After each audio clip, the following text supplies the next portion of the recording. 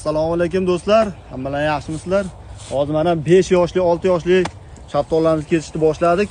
Mevani mayda qilib qo'yapti mana. Holatini ko'ringlar, juda ham shoxi ko'p.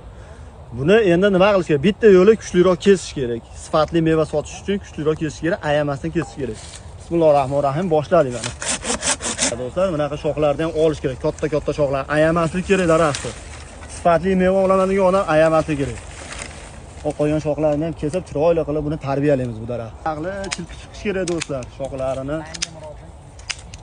chiroyli qilib kesish kerak. E'tiborda yaxshiroq qarash kerak daraxtga.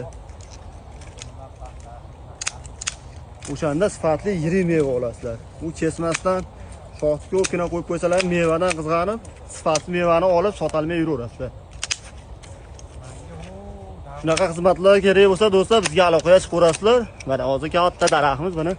Xudolar ham yoshartirdik, ham chiroyli mevaga qo'yib berdik. Ko'raverasizlar, bir baho beringlarchi.